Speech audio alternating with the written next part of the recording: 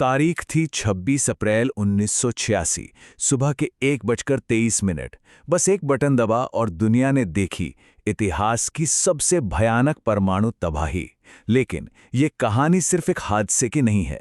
इसके पीछे है दशकों पुरानी दुश्मनी, एक बहुत ही खतरनाक डिजाइन और एक रात में लिए गए कुछ बेहद गलत फैसले। 47,000। ये आंकड़ा उन लोगों का है जो इस एक घटना की वजह से रातों रात बेघर हो गए। और जानते हैं, ये तो बस एक शुरुआत थी। और सिर्फ लोग ही नहीं, 2600 वर्ग किलोमीटर का पूरा इलाका वीरान हो गया। एक ऐसा टाइम बॉम्ब जिसकी टिक टिक आज भी सुनाई देती है।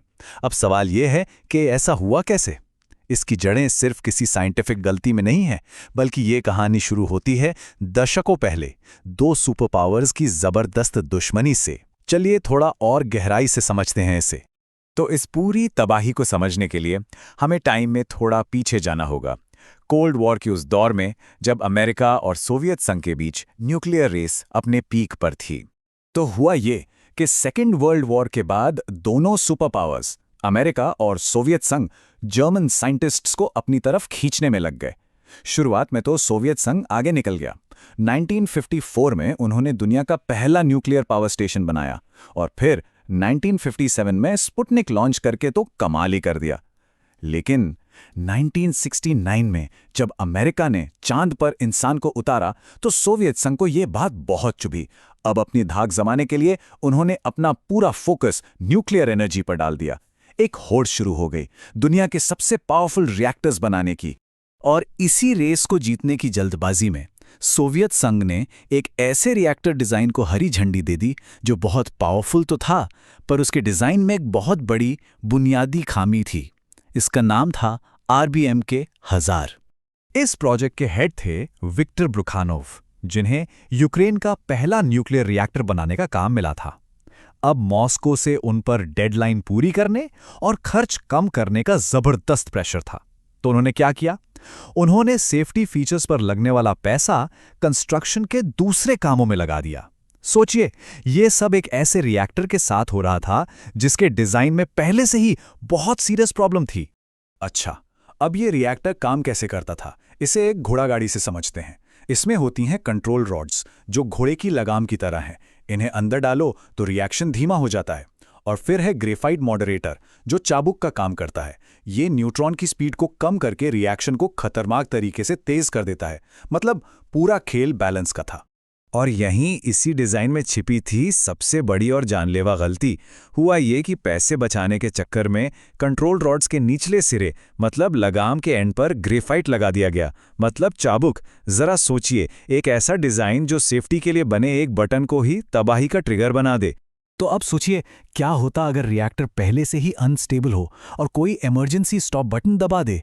कंट्रोल रॉड्स कोर में जाना तो शुरू करती, लेकिन उनके ग्रेफाइट टिप्स, वो चाबुक वाले हिस्से, पहले अंदर जाते। ये तो ऐसा हुआ जैसे लगाम खींचने की जगह घोड़े को जोर से चाबुक मार दिया हो। नतीजा, पावर में एक जबरदस्त तबाही मचा देने वाला उछाल। तो अब चलते हैं सीधे उस रात की तरफ। 26 अप्रैल 1986। डिप्टी चीफ इंजीनियर अनातोली ध्यातलोव की लीडरशिप में इंजीनियर्स की एक टीम एक रूटीन सेफ्टी टेस्ट करने वाली थी। टेस्ट का मकसद सुनने में काफी सीधा सा था।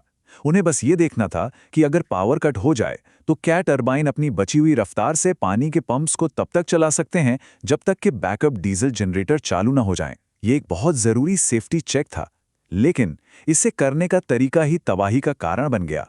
टेस्ट के लिए रिएक्टर की पावर 700 मेगावाट पर होनी चाहिए थी, पर एक ऑपरेटर से गलती हो गई और पावर गिरकर सिर्फ 30 मेगावाट पर आ गई।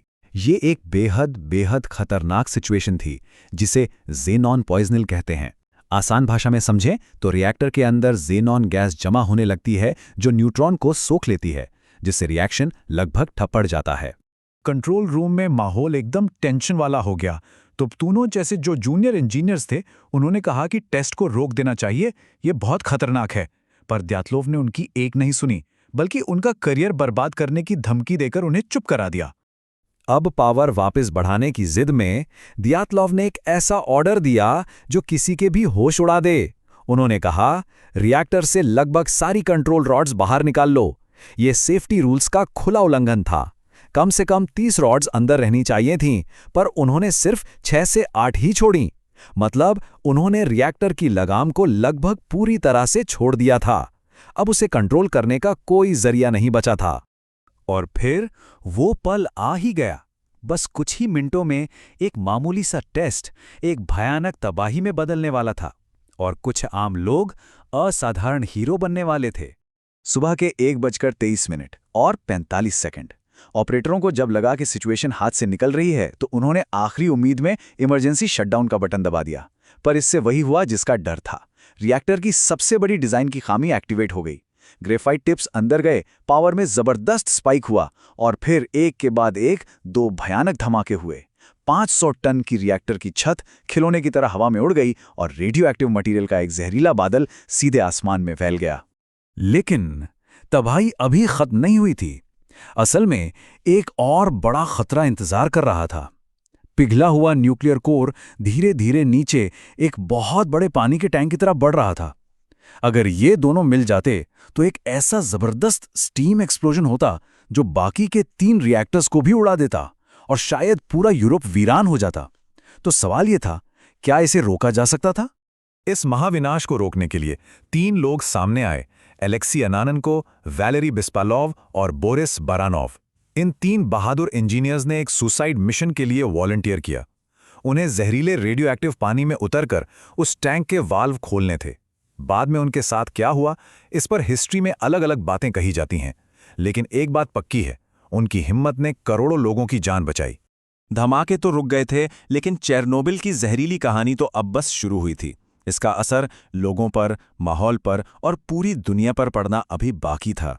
इसके बाद जो कुछ हुआ वो भी कम भयानक नहीं था। करीब 8 लाख लोगों को, जिन्हें लिक्विडेटर्स कहा गया, सफाई के काम में झोंक दिया गया।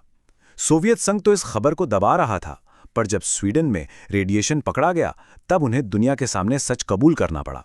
पास के जंगल रेडिएशन से जलकर अदरक भूरे रंग के हो गए और उन्हें नाम मिला रेड फॉरेस्ट। रिएक्टर के नीचे आज भी पिघले हुए न्यूक्लियर फ्यूल का एक जानलेवा ढेर मौजूद है, जिसे एलिफेंट फुट कहते हैं। और इसका सबसे दुखद पहलू, आने वाले सालों में हजारों लोग कैंसर से मरे और जहरीला दूध पीने की वजह से बच्चों में थायराइड कैंसर के मामले दिखे गए। अब इस जहर को फैलने से रोकने के लिए तबाह हुए रिएक्टर के ऊपर आनन फानन में कंक्रीट और स्टील का एक बहुत बड़ा ढांचा बनाया गया, जिसे नाम दिया गया सार्कोफेगस। जब वक्त के साथ ये भी कमजोर पड़ने लगा तो पूरी दुनिया ने मिलकर एक और बड़ा और मॉडर्न स्ट्रक्चर बनाया, न्यू सेफ कन्फाइनमेंट, जिसने पुराने सार्कोफेगस को पूरी तरह से ढक लिया। तो सवाल ये है कि आज की तारीख में चेरनोबिल की क्या स्थिति है?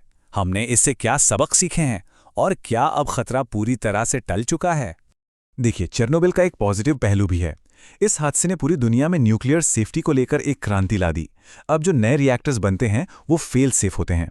इसका मतलब यह है कि अगर कभी कूलिंग सिस्टम फेल भी हो जाए तो फिजिक्स के नियम अपने आप ही रिएक्शन को बंद कर देते हैं। इसके लिए किसी इंसान की जरूरत नहीं पड़ती। पर कहानी यहीं खत्म नहीं होती। आज यूक्रेन में जो युद्ध चल रहा है उसने एक नया डर पैदा कर दिया है। अगर चेरनोबिल के आसपास के जंगलों में आग लग जाए तो दशकों से मिट्टी और पेड़ पौधों में दबे हुए रेडियो एक्टिव पार्टिकल्स एक बार फिर हवा में फैल सकते हैं। और ये हमें एक बहुत ही गंभीर सवाल पर लाकर खड़ा कर देता है, क्या चेरनोबिल का खतरा वाकई में कभी खत्म हुआ भी है?